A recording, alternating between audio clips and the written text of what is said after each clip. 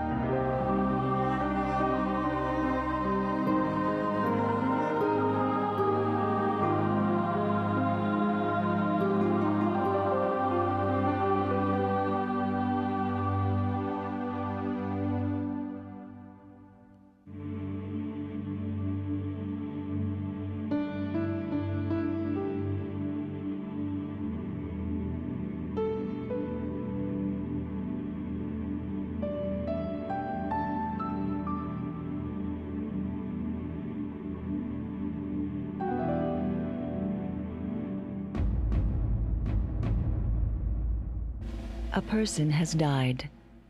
The village mourns. A community comes together in the ritual of the funeral. These people are enacting the drama of a story told countless times before. They are honoring their beliefs, marking their loss, giving voice to their grief. Rituals make feeling and faith tangible, drawing them into the physical world. In a moment of crisis, rituals are touchstones that tell us we are not alone, that we are linked to an ancient chain of human experience. Death renders a familiar body strange. The corpse resides between the known and the unknown.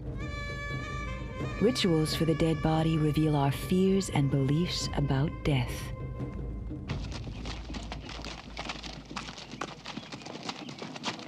How do we deal with this dead body in a way we consider to be honorable, appropriate, meaningful, loving? What is it that we do? Are we afraid of the body? Do we have to burn it? Do we have to bury it deep in the ground? Are we supposed to make it as lifelike as possible? Does the body have to remain intact? So go into heaven that way?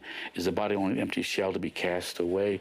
What is it we do? We have to do something. So every society does something with the disposal of the dead body.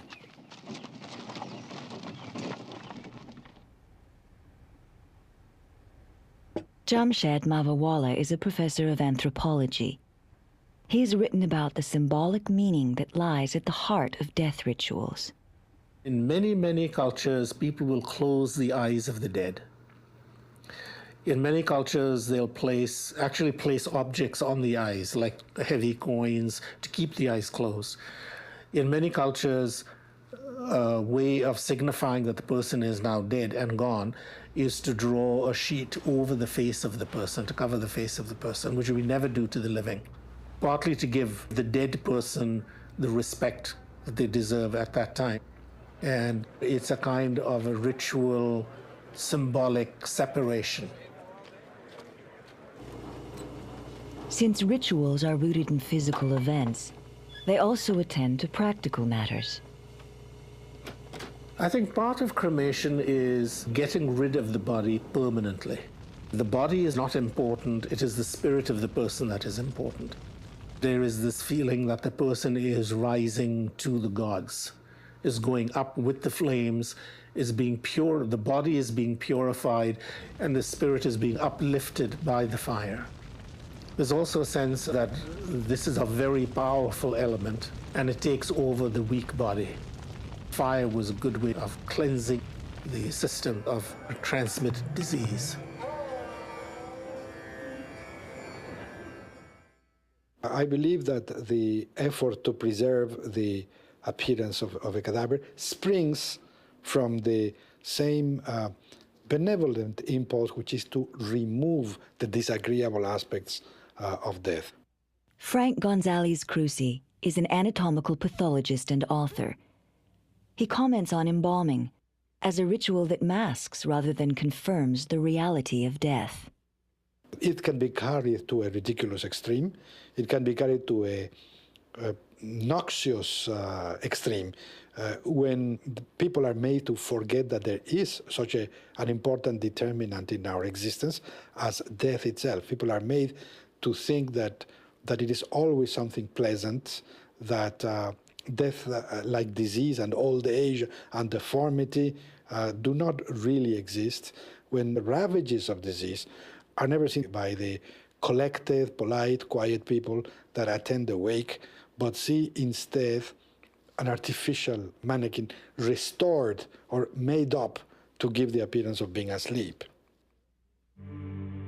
So deep and enduring is the human need for ritual that at this moment, somewhere in the world, people are performing death rituals that are thousands of years old. But our world is changing rapidly, and people are also finding new ways to embody their beliefs and emotions in ritual. Ron Grimes is a professor of religion and culture at Wilfrid Laurier University. His son, Trevor, died from a congenital disorder at the age of 9. Ron's divorce from Trevor's mother embittered the funeral. Well, when Trevor died, I was out of town. I wasn't very far. I was 20 miles down the road, but I was out of town. When I got back, I went straight to the funeral home. Arrangements basically were already in the process. And I wanted to see Trevor. And they said, well, you can't do that. And I said, well, what do you mean I can't do that? Well, he's not ready. I said, what do you mean he's not ready? You mean he's naked? Well, yeah, partly. We haven't got the clothes on him, the proper clothes and everything. And I said, he's my son, you know. I saw what he would look like when he came into the world. I know what he looks like naked. So I started downstairs. And I realized when I got down there, this was the only time I was going to have with him. And I had about 5 or 10 minutes before 2 funeral directors came down after me to lead me out. But I knew that I would never be able literally just to put hands on him. When he was born, I put my hands all over him. When he was dead, I want to put my hands all over him. In one sense, it doesn't become real until I actually laid hands on him. Ron Grimes fulfilled his need to mark Trevor's death and commemorate his life by creating his own ritual. Finally, we all wound up saying, well, we just have to do it over again. So a few days later on a weekend, basically what happened was several of us had a funeral, not in the cemetery and not in the funeral home, but in the backyard. We set up a tent in the backyard. We took Trevor's toys in the backyard. We planted things. We dug up things. That was the day that the kite showed up. The kite's still very important in our family, the kite with the names of our dead on it. Trevor's was the first name on that kite. So that was the beginning of a kind of domestic ritualizing. In my estimation, there should be something to mark the passing of that life, and something that allows an individual to say, this is over. Be it a burial, be it a cremation, whatever the case may be, something that allows that individual to say, I'm going to move forward from here. That has been closed. My life will never be the same. It can't be. But I can move forward. Death has this way, I think, of bringing people either closer together or sort of rending them farther apart. And for my family, I think there was very much a way that it brought us together, because it made us all aware of how tomorrow is not promised. The Reverend Felicia Thomas's brother, Tony, died on the plane that exploded over Lockerbie, Scotland. I remember the incredible guilt that I felt and the pain that I had not been able to tell him that I loved him. Tony's body was not recovered, so there was no burial. Still, his family sought the traditional solace of a communal death rite to find unity again after loss. In some ways, we were fortunate because we had a memorial service without his remains. We had no idea if we would get his physical remains, and if we did, what kind of shape they would be in. And so we were able to plan a memorial service with him without all of the casket and all of that morbid stuff. And it turned out to be just the most incredible celebration of his life. We got to our home church in Detroit, which seats over 1,000 people, and the church was packed. I mean, we just didn't even have any idea that Tony knew that many people, or that we knew that many people. The expressions of sympathy and support were just overwhelming. There was lots of music. Tony sang in the choir. It was very upbeat, very much a celebration of his life. And every December 21st, which is the Memorial Day, I find some way to really focus in a ritual or by doing something. We went to Arlington Cemetery when the memorial cairn was dedicated. My mother will go back this year, but I won't be able to. I'll be in church. We went to Lockerbie when the memorial cairn was dedicated there. But more important than, I think, December 21st is his birthday, when I always think about him. Or I see some, tall, slender, dark young man singing. I think of Tony. That was a difficult Christmas in some ways, but in other ways, it's one I'll always remember. It was wonderful because we were all together, and we were thinking about the ways that we were more committed because of this terrible thing happening to making our lives count.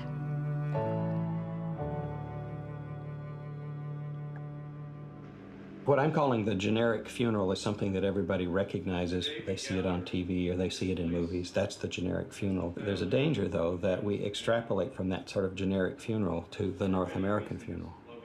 But there's huge cultural and religious variety even within North America.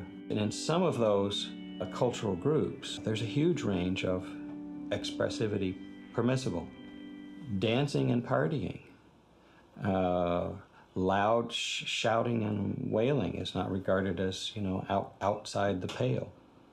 When someone dies, especially someone that we're connected to, probably the full range of emotion that connect us with that person have to be played out in there somewhere. And I think the funeral work probably isn't done until that's all played out.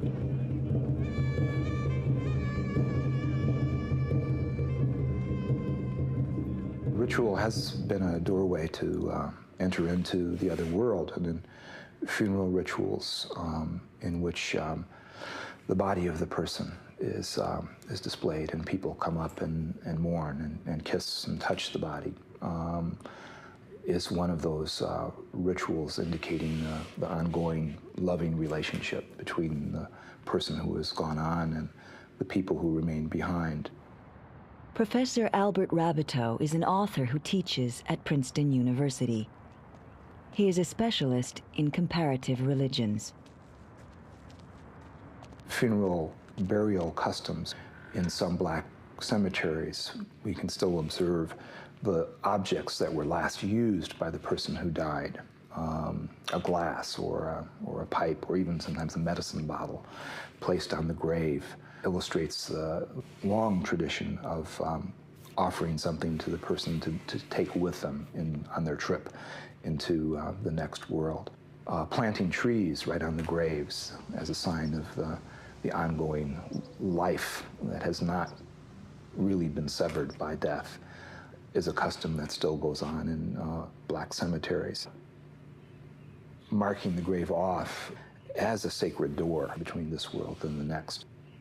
The power of graveyard dust as a powerful magic also illustrates the sense of the ongoing power of the dead. It made me feel, again, the sense of community, that the dead are not forgotten, but are still very much alive. If you sort of take a historical look at the funeral industry per se, we've got to jump back to actually the Civil War, United States, South versus the North. At that time, there was a great demand to have bodies repatriated from the war back to their home. And at that time, there was certain methods of embalming developed so that the bodies could be brought home in a viewable state. 3 generations of Paul Neubigging's family have worked in the funeral business. They have seen traditions come and go and evolve. what was a tradition is no longer a tradition, or a tradition may have been established just yesterday. So when a family comes through the door, we have to sit with them and determine again where they're coming from and exactly what do they want to see happen. People really don't want to deal with this. I mean, let's face it, people don't want to be here. And we're trying to open the doors to encourage people to come in, to talk to us, to find out what is happening here. You have to want to help people. One of the challenges of our industry is to react to different situations and different requests with respect to funerals.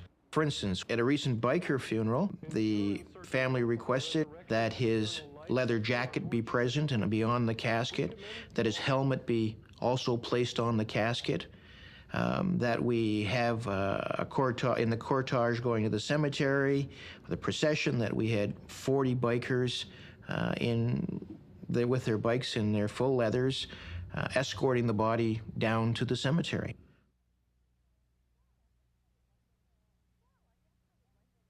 Well, I guess I would like everybody to know that even though I'm not there in a body, I'm still there in a spirit. Stevie Sayers suffered from cancer for 5 years. When she was told her illness was terminal, she decided to organize her own funeral. She paid in advance for the cremation, selected music, and gathered her friends and family to discuss her plans. I'm not a churchgoer. I'm very spiritual, but I'm not very religious. And my family isn't either, so I didn't want the people that came to my funeral service to be, I wanted them to be addressed. I didn't want them to go in and wonder what they were listening to. So that's what I was attempting to do by arranging my own funeral, because I didn't want my soul to be looking down and going, you know, like, what on earth is going on there at my funeral? I wanted to be able to recognize what was happening myself. And I want to also emphasize the bonds of community. I think that's something that's very particular to this kind of service, because I don't think that we die without it affecting the whole community. But at times, I think that we die alone and away from community. So I think that the person who's going to do my service would have to address those kinds of issues. I think that I want everybody to walk away from my service feeling that I am still with them somehow.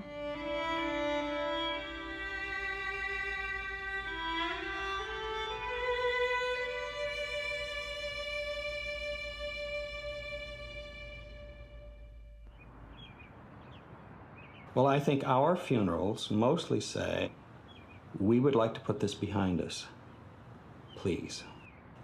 We want to be respectful, but we basically want to put this behind us. So the dead, we would prefer to be the dead, the honored dead, but we still want them dead. We don't want them as ancestors. Now, people all over the world want their dead to stay put.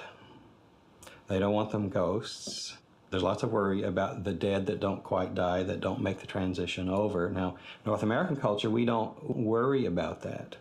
What we worry about is being able to get on with our lives, move to the next job, move to the next town, move to the next marriage, whatever the move is. The dead can become an encumbrance. I mean, one of the most remarkable things about contemporary funerals, and this is both the ecclesiastical versions and the funeral home versions, is that they're brief. People don't want them any longer than Sunday morning worship, which means 45 minutes, an hour is getting long. But I think that's pretty much the main rule. What do? They maintain decorum. There's some recognition of feelings, perhaps strike a few notes of hope, but it's all very contained and very antiseptic. At its best, it's efficient. Although I think in the long run, it probably really isn't efficient, because you need to ask, well, what goes on after the funerals? What goes on before the funerals? What about the year anniversary of the funeral? There's a full range of emotions. So the difficulty, I think, is there's a contradictory message at the heart of the funeral. Express grief. On the other hand, don't express grief. And I think the don't express grief message is probably the stronger one.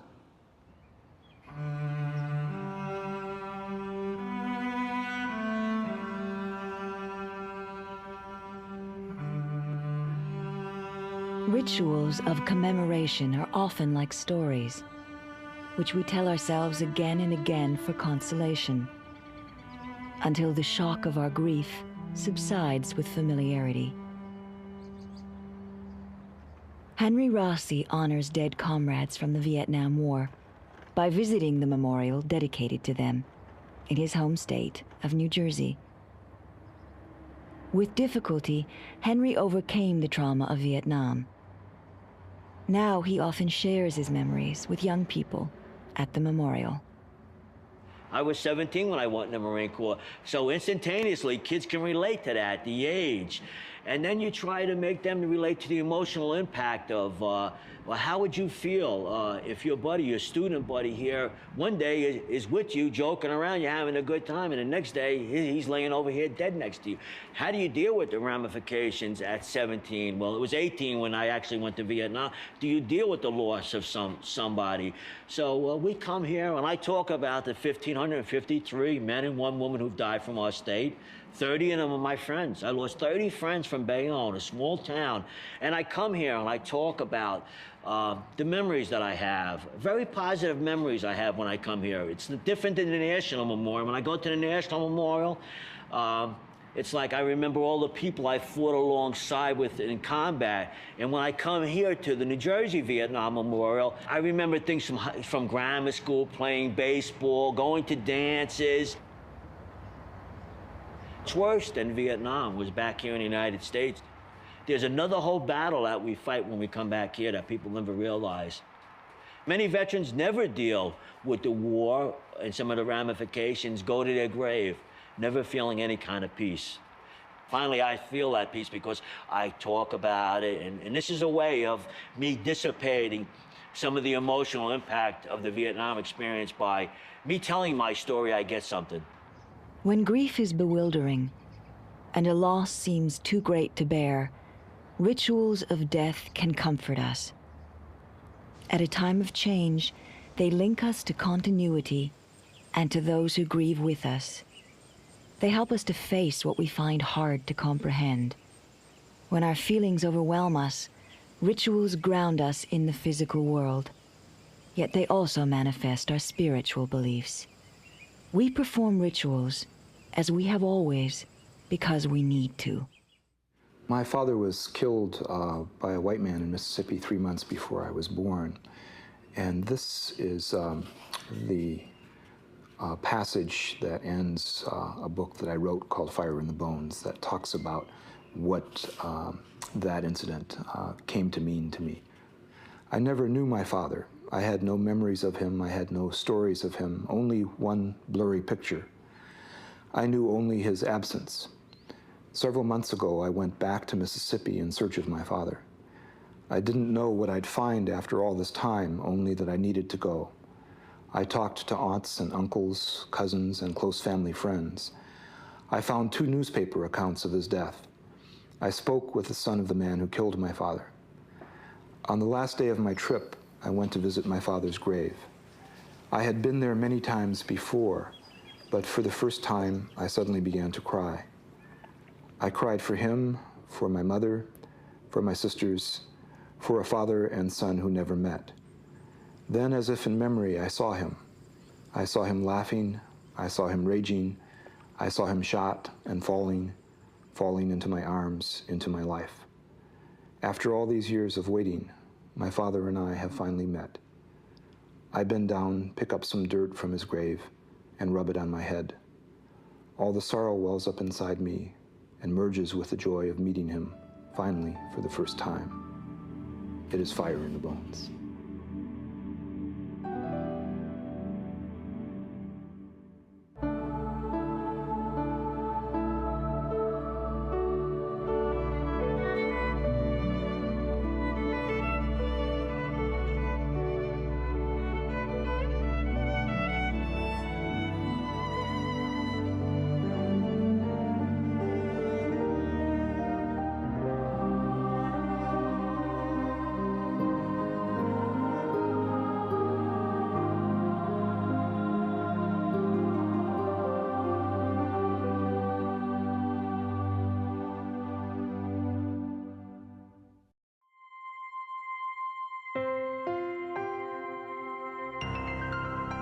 Annenberg Media.